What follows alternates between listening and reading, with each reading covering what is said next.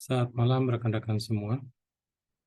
Perkenalkan saya Rudi Rubiantoro akan menjelaskan tentang tugas individu manajemen proyek berjudul merencanakan proyek untuk mengganti service water dengan sumber alternatif air laut sebagai pembersih domestik FGD pada sebuah PLTU.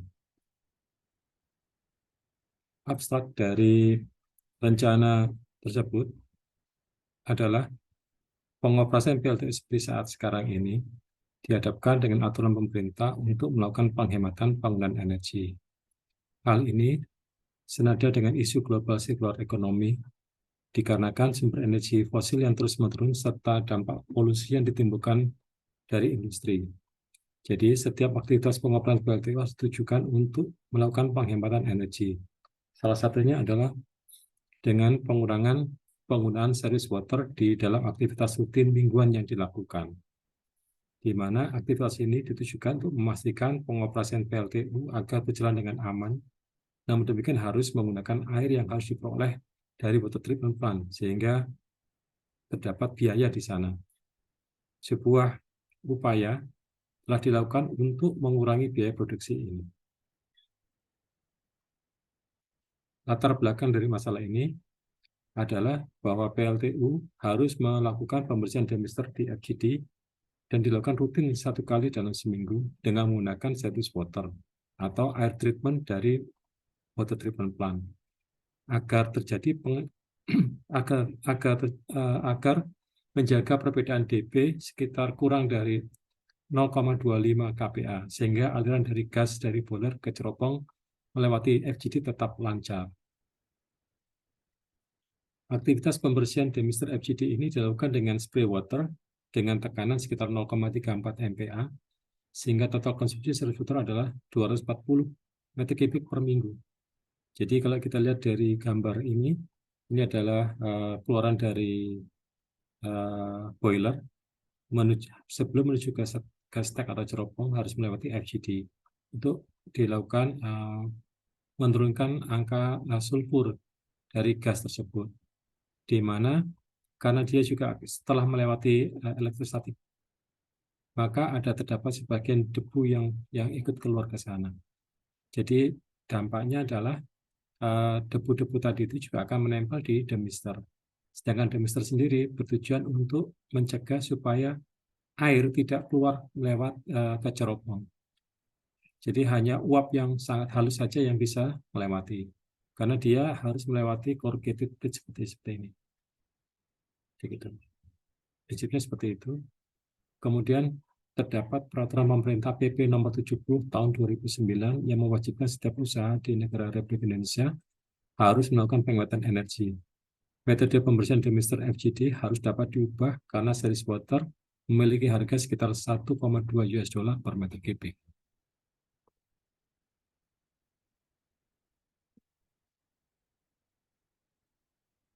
Masalah dan tujuan. Masalah tujuan diadakan pada kondisi sekarang karena di PLTU harus melakukan RPT atau rutin tes yang dilakukan di demister FGD sebanyak 1 kali dalam seminggu dengan bahan service water sebanyak 240 meter kubik penggunaannya. Identifikasi masalahnya bahwa service water itu ada biaya sekitar 1,2 US dollar per meter kubik serta pengimplementasian dari PP nomor 70 tahun 2009 dari pemerintah. Kemudian objektifnya nantinya yang diharapkan adalah segera membuat alternatif penggantian dari service water ke air laut untuk penghematan biaya produksi pada aktivitas cleaning FGD demister, serta dapat menjadi inisiatif rating proper dari Kementerian Lingkungan Hidup. Untuk itu dilakukan beberapa metodologi untuk bisa mewujudkan proyek tersebut. Antara lain adalah perumusan masalah dan tujuan, kemudian melakukan studi literatur dan studi lapangan, kemudian pengumpulan data dan pengolahan data, membuat rencana proyek, melakukan perhitungan nilai keekonomian, serta melakukan mensubmit rekomendasi ke manajemen.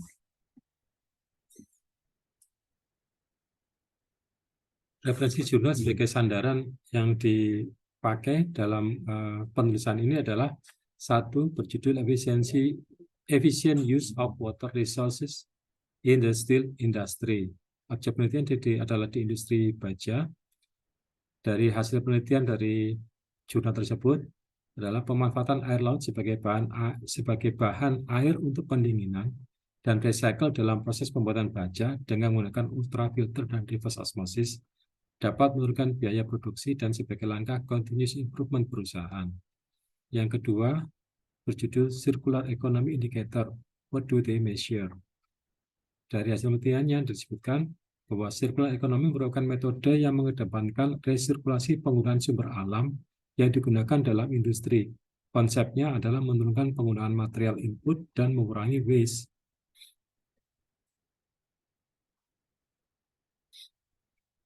Kemudian tahap berikutnya kita melakukan pengumpulan dan pengolahan data. Di sini disebutkan, saya gambarkan demister ini. Demister ini ada dua lapis di FGD, lapis bawah dan lapis atas. Pengotorannya kalau tidak diketahui cleaning adalah seperti ini. Ini menyebabkan kalau kita biarkan maka akan menumpuk sehingga aliran flue gas dari bawah itu akan menyebabkan terhambat dan bisa menyebabkan proses produksi dari sebuah PLTU menjadi terganggu. Oleh karenanya, maka pertama dilakukan perhitungan pump capacity. Kita dapatkan dari beberapa data perhitungan. Kita lihat dari mulai Mei 2020 sampai September 2020, tertinggi adalah 73, rate-nya adalah 73 meter per jam. Ya. Sedangkan rata-rata selama melakukan rutinitas tersebut itu sekitar 3 jam. Jadi dengan pump selection dengan asumsi kapasitas yang dibutuhkan adalah 80 meter kubik per jam, maka tentu didapatkan dengan mengetahui diameter dari pipanya, maka didapat velocity dari pompa tersebut. Hal ini dipakai untuk melakukan perhitungan selanjutnya. Perhitungan selanjutnya, kita melakukan perhitungan dari losses di pipa, dari informasi dari kecepatan tadi, kemudian dengan menggunakan modi diagram, maka akan didapat data-data tentang losses dari pipa perpipaannya. Seperti berikut. Jadi major lossesnya adalah sekitar 11,482 meter. Kemudian total lossesnya adalah 7,587 meter. Next. Dari data-data tadi kemudian dapat dilakukan perhitungan head-nya yang diperlukan untuk proyek tersebut sampai berapa. Dari perhitungan ini disebutkan didapatkan hasil 60 meter. Jadi sebagai pendekatannya 60 meter.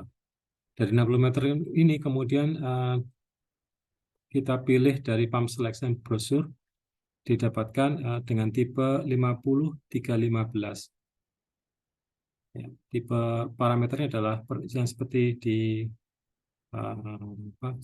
highlight kotak merah seperti ini.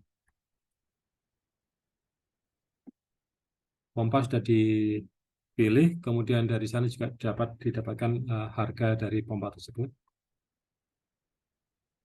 Kemudian perhitungan berikutnya adalah mencoba memperhitungkan untuk fitting dari rubber line, dari straight pipe dan fitting dari rubber line yang dibutuhkan. Dari total semua yang didapat dari pengukuran di lokal, itu kemudian dapat diasumsikan bahwa total rubber line yang diperlukan adalah sekitar 70 meter. Dengan asumsi rubber line adalah harganya $15 per meter. Begitu, jadi totalnya adalah $1.050 dari total rubber line yang dibutuhkan. Kemudian dari desain dari booster pump-nya tadi, itu harus ada tambahan booster pump, maka Maka pompa yang dibutuhkan seperti dari desain seperti yang ada di gambar samping sebelah kanan. Dari sana kemudian saya mencoba membuat rencana proyek. Aktivitasnya ini dari mulai meeting organisasi, desain, determine budget required, keempat evaluation make a project report, dan kelima finalization project report. Waktu yang saya butuhkan adalah sekitar 2 bulan dari mulai September tahun 2020 sampai Oktober tahun 2020. Cost benefit calculation-nya dari semua data yang saya dapatkan informasi dari sebelumnya, bahwa booster pump dengan kapasitas 80 meter kubik dengan head sekitar 60 meter, biayanya sekitar $5.000 US dollar, pipa fabrikasi dan manpower berupa cutting, welding, grinding, painting itu sekitar 2.700 US dollar, rubber lining pump instalasinya adalah 1.050 US dollar, instalasi power panel untuk booster pump untuk 416 volt AC dan manpowernya adalah 6.700 dolar. Berarti project total cost-nya sekitar 15.450 atau dibulatkan menjadi 16.000 US dollar. Benefit yang akan didapatkan dengan saving series water 3 jam dikali 80 meter kubik per jam dengan harga 1,2 US dollar per minggu itu sekitar 288 atau dalam setahun itu sekitar 13.824 atau saya bulatkan ke bawah 13.500. Dari data ini saya menghitung bahwa turnover project per year-nya itu adalah sekitar 0,84 dari 13.500 sebagai 16.000 US dollar.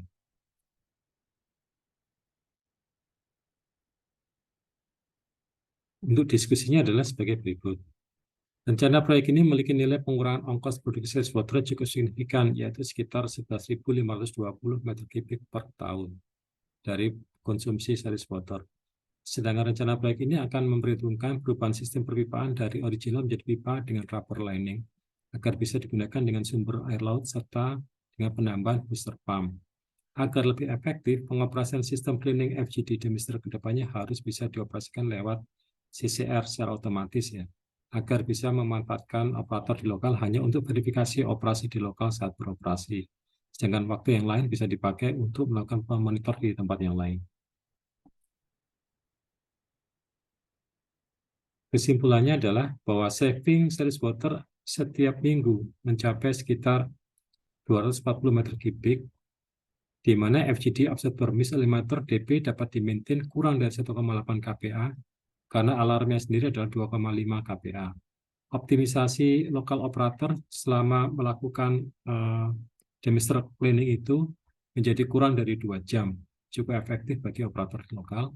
Sedangkan turnover dari project cost dan versus saving dari water production itu pada tahun pertama adalah 0,84, kemudian akan memberikan benefit setelah beroperasi sekitar 1 tahun 2 bulan berikutnya. Demikian yang bisa saya sampaikan untuk tugas individu dari project management. Terima kasih. Assalamualaikum warahmatullahi wabarakatuh. Selamat malam, Bapak.